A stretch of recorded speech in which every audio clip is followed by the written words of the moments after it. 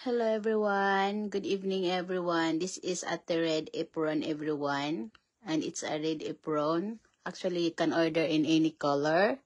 Actually, mayroon siyang pocket dito on side, sa harap, not side, on front pala. And then, kung makikita nyo everyone, it's so very girly, very cute, very feminine, very sexy apron everyone. And interested, just message me.